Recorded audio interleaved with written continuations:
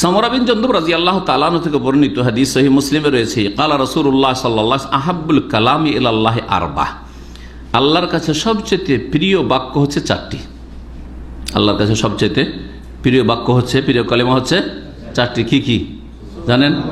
সুবহানাল্লাহ, আলহামদুলিল্লাহ, ওয়ালা ইলাহা ইল্লাল্লাহ, আল্লাহু আকবার। জি, তাসবিহ, আলহামদুলিল্লাহ, তাহমিদ, আর তাহলিল, লা ইলাহা ইল্লাল্লাহ, আর তাকবীর, আল্লাহু আকবার। কত সহজ! সুবহানাল্লাহ, আলহামদুলিল্লাহ, লা ইলাহা ইল্লাল্লাহ, আল্লাহু আকবার। জি, চলতে ফিরতে উঠতে বসতে সুবহানাল্লাহ, আলহামদুলিল্লাহ, লা ইলাহা ইল্লাল্লাহ, আল্লাহু আকবার। এই হচ্ছে আল্লাহ পাকের কাছে সবচেয়ে প্রিয় কথা। রাওয়াহু মুসলিম, হাদিস সহিহ মুসলিমের। রাত্রে মাঝে মাঝে ঘুম ভেঙে যায় আমাদের, অনেকের কাঁচা ঘুম, বারবার ঘুম ভাঙে, অথবা যে কোনো কারণে রাতের ঘুম ভেঙে গেল, আসলে এখন উঠবেন না, এখন আরও ঘুমাবার সময় হয়তো আছে, এইরকম সময়গুলিতে বিশেষ করে, অথবা তাহাজ্জুদ পড়ার জন্য এখন উঠবে, এখনও ফজর হয়নি, তাহাজ্জুদ পড়ার জন্য উঠবেন। একেবারে শেষ যখন ফিনিশ করে ঘুম থেকে উঠছেন, তখন তো দোয়া আছে। কি দোয়া আছে? আল্লাহুম্মা আলহামদুলিল্লাহিল্লাযী আহইয়ানা বাদা মা আমাতানা ওয়া ইলাইহিন নুশুর। কিন্তু রাতের মাঝখানে সে তাহাজ্জুদের সময় অথবা এমনিতেই হঠাৎ করে অনিচ্ছাকৃত ঘুম ভেঙে গেল, তখন কি দোয়া পড়বেন বা কি জিকির আজকার করবেন? এই আমলগুলি খুব সহজ, আর করে দেখবেন এর অনেক ফলাফল আছে। আখিরাতের ফলাফল ছাড়া, নেকির ফলাফল ছাড়া দুনিয়ার ফলাফল আছে। এই যে ঘুম ভেঙে যাচ্ছে, আপনি ওই সময় এই জিকির আজকারগুলি যদি পড়ে নেন, এক তো ওই সময় দোয়া করলে দোয়া কবুল হয়, গাফিলতি দূর হলো। 2 নম্বর, শয়তান আশেপাশে থাকলে বিতাড়িত হইল। শয়তান আপনার ক্ষতি করার চেষ্টা করবে, আপনার পরিবারের ছেলে মেয়েদের ক্ষতি করার চেষ্টা করবে, আপনার ধন সম্পদের ক্ষতি করার চেষ্টা করবে, আপনার ইমানের আমলের ক্ষতি করার চেষ্টা করবে, আপনাকে পেরেশান করার চেষ্টা করবে, খারাপ স্বপ্ন দেখিয়ে এসব করবে শয়তান। বহু রকমের শয়তানের অনিষ্ট রয়েছে, এগুলি থেকে হেফাজতে থাকবেন। সহিহ বুখারীর হাদিস আপনাদেরকে শোনাই, ওবাদা ইবনে সামিত রাদিয়াল্লাহু তাআলা আনহু থেকে বর্ণিত, বলছেন ক্বালা রাসূলুল্লাহ সাল্লাল্লাহু আলাইহি ওয়াসাল্লাম, নবী সাল্লাল্লাহু আলাইহি ওয়াসাল্লাম বলেছেন, মান তাআররা মিনাল লাইল, কেউ যদি রাতে জেগে যায়, নিদ্রা ভেঙে গেল, ফাকালা, তারপরে বলল, লা ইলাহা ইল্লাল্লাহ ওয়াহদাহু লা শারীকা লাহু লাহুল মুলকু ওয়া লাহুল হামদু ওয়া হুয়া আলা কুল্লি শাইইন কাদির। কালিমা তাওহীদ 1 নম্বর মনে রাখেন।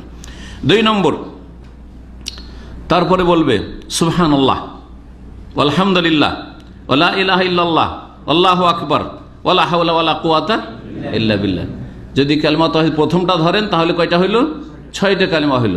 লা ইলাহা ইল্লাল্লাহ ওয়াহদাহু লা শারীকা লাহু লাহুল মুলকু ওয়া লাহুল হামদু ওয়া হুয়া আলা কুল্লি শাইইন কাদির 1। তারপরে বললেন কি? সুবহানাল্লাহ আলহামদুলিল্লাহ লা ইলাহা ইল্লাল্লাহ আল্লাহু আকবার ওয়া লা হাওলা ওয়া লা কুওয়াতা ইল্লা বিল্লাহ। কোনগুলি মুখস্থ নেই আপনাদের? এমন কেউ আছেন যে মুখস্থ নেই কিন্তু আমল আছে? আল্লাহ পাক আমল করার তৌফিক দান করুন। মুশকিলটা হচ্ছে আমলের কাছে গিয়ে কেন করছেন না আমল?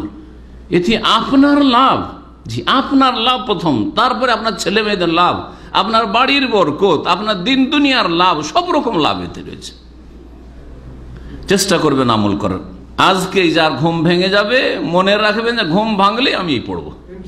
তারপরে আরেকটা জিনিস আমি পরীক্ষা করে দেখেছি, হয়তো কখনো কখনো এরকম হয় যে ঘুম টাইম বে টাইম হয়ে যায়, মানে অভ্যাস আছে হয়তো রাত 11টায় ঘুমিয়ে যাওয়ার, একদিন হয়তো লেট হয়ে গেছে, যার ফলে ওই দিন কি হয়, ঘুম আসতে চায় না, ঠিক হয় না এরকম। অথবা আপনাদের যারা ব্যাচেলর আছেন, অনেক সময় ওই পারিবারিক চিন্তা বা টেনশনে অনেক সময় ঘুম আসতে চায় না। এই দোয়াগুলি জিকিরগুলি পড়ে নেওয়ার পরে আবার শুয়ে গেলে ঘুমটা খুব ভালো আসে। এটা দুনিয়াবি ফায়দার কথা বলছি, পরীক্ষিত। জি, আর শয়তান ডিস্টার্ব করার কোনো সুযোগ পাই না।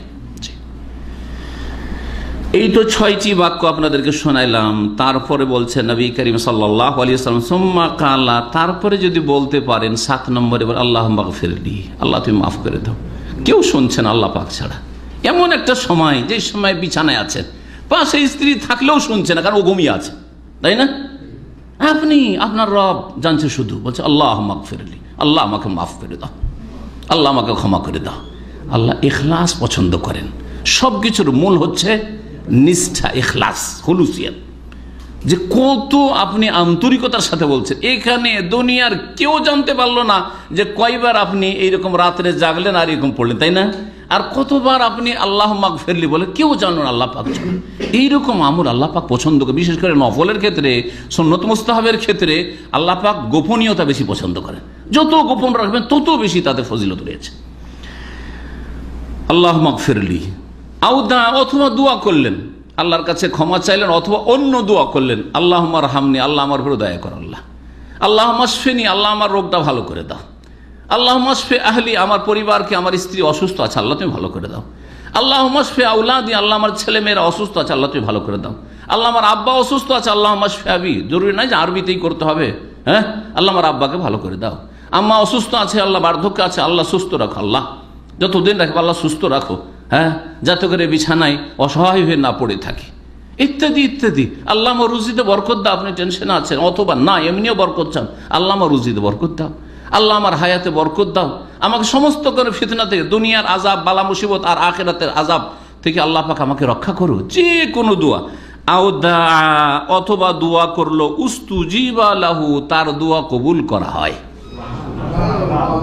রাতের অন্ধকারে আপনার ঘুম ভেঙেছে, সকলে ঘুমিয়ে আছে, অনিচ্ছাকৃত ঘুম ভেঙেছে, ইচ্ছা করো না যে আল্লাহর ইবাদত করবো, দোয়া করবো, সেজন্য জেগেছি, অনিচ্ছাকৃত ঘুম ভেঙেছে, তার আল্লাহ অনিচ্ছাকৃত ঘুম ভেঙেছে, এই দোয়া যদি করেন উস্তুজিবা লাহু, দোয়া কবুল হবে।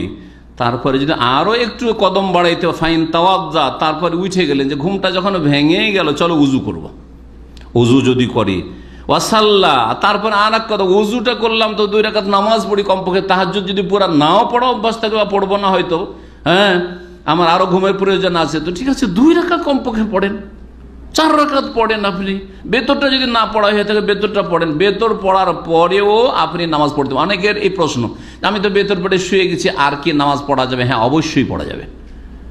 শুধু বেতরটা যারা আগে থেকেই নিয়ত করে রাখছে যে আমি তাহাজ্জুদ পড়বো, তার জন্য উত্তম হচ্ছে বেতরটা শেষখানে পড়া। ইজআলু আখিরা সালাতিকুম বিল্লাইলি ভিতরা, নবী সাল্লাল্লাহু আলাইহি ওয়াসাল্লাম বলছেন যে তোমাদের সর্বশেষ নামাজ রাতের করিও বেতরকে করিও।